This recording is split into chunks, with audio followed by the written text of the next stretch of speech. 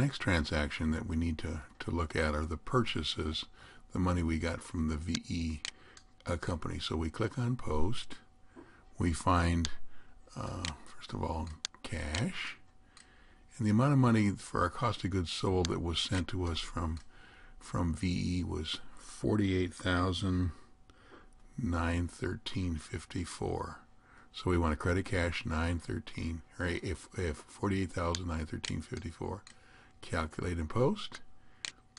Another one, yes. And the next one goes to purchases. That's where we put items that we want to add into the inventory. You never post directly into the merchandise inventory. So we go to purchases, and we want to debit at that very same amount of $48,913.54. Click our calculate post button. Another posting, yes. Actually, let's do the trial balance and see if we're in balance. And yes, we are. So our posting, it still kept everything in balance. Now let's see. The next step we want to go to is we have some more postings to do. We're going to post cash.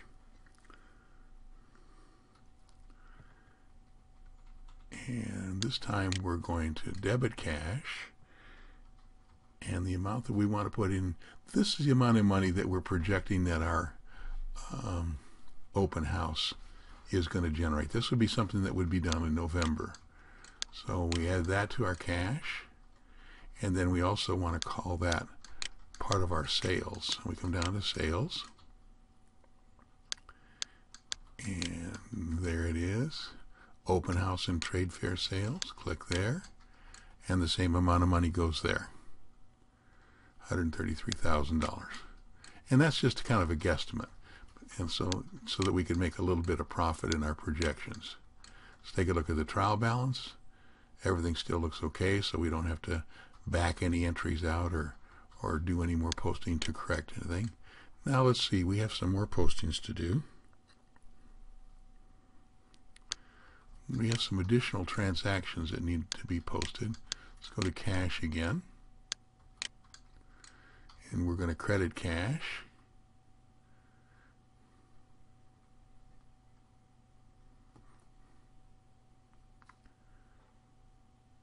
For $100,000. This additional transaction is to record the additional merchandise we need to purchase for the open house. You have to have your inventory. We're just kind of playing with these inventory numbers. Later on, if you look at the step-by-steps second semester, you can see learn a little bit more about how inventory is really handled, because we're just kind of using total amounts instead of actual items. And you can see we're still in balance here. Now we have to calculate the ending inventory.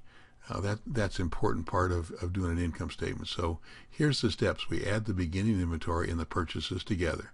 That's $100,000 plus the $48,000 plus another $100,000 for $248,000.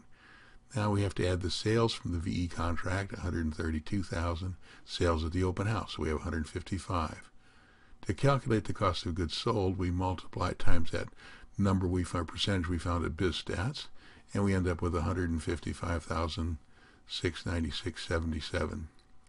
Subtract that cost of goods sold from the goods available for sale, and you can see our ending inventory comes to $93,216.77. It's better to have kind of a little bit larger inventory so that you know things are covered when all different things come up. Now we're going to produce our financial statements. So we see that we're still in balance. We want to click on the tab for Income Merchandise, display the income statement, and here's where the ending inventory needs to be added. We put this in once before to calculate the beginning balance sheet. So here's the number that we calculated for our ending inventory. This method is called the gross profit method. There's other ways of doing it, but this is one of the easier ones. So you can see we made a net profit of $4,334.90. So that's pretty good if that was our first month. So that's kind of our projection. We can revise that if our sales were either more or less. Of course, you can print these statements out. Back in the trial balance section, we showed you how to print out those statements.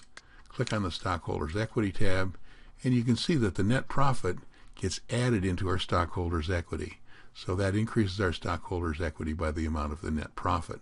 Had we had a net loss, it would have subtracted that number. Now let's look at our balance sheet here. We click on the tab that displays the balance sheet. And if you're in balance, it says you're in balance. First, click on the update thing. So we're going to update our year-to-date file first. So we click there. We decide where we want to put it in terms of what folder or what directory we want to put it in. And then we give it a name. Remember, this is like a year-to-date one, so it will include, each month as we go. So you'll have like a November and December, and November, December, January, and so on. Then we save the file. And then it says here that our year-to-date file has been updated. The last step that we need to do, so we can click OK. Now we have to close the books. So if we click on Close the Books, it's going to ask for a file name. So again, we look in where we want to put the file. We want to have the word closed in there some way, because this will be the file that we will pick up next month that we bring in, so that we know where we started from. So I just called this close file. So the next month, that would be the file that would be brought in, and that would be the one that we're going to use to start our next month's set of books, because all the revenue and expenses have been closed out and transferred into the revenue thing.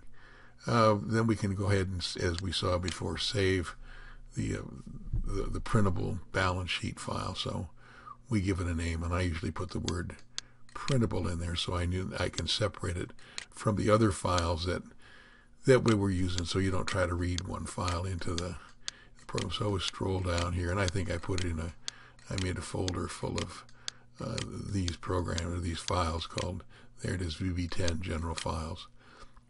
And then we put a name in here, and I think I called it maybe printable balance sheet, something like that. That would be a good name. Probably should include the month as well, so you know which one it is. You always can go back and make extra copies of this and save it.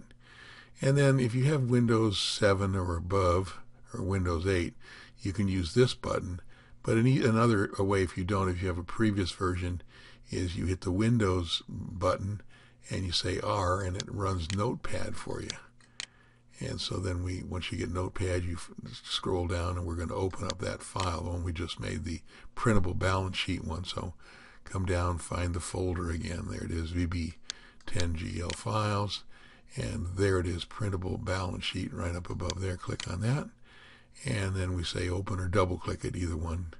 And then it's going to print it in the Notepad, or put it in the Notepad. And we can see what the actual form is with the assets, liabilities, and so on. And then we can just go ahead and print that if we like, and make as many copies as we like to go in. And of course, you can select your printer as to which one that you have set up as a default. And then it goes ahead and prints the balance sheet for you. And that's pretty much how this program works. I hope you enjoy it, and hope it does all the things. If not, let me know, and we'll try to fix any problems.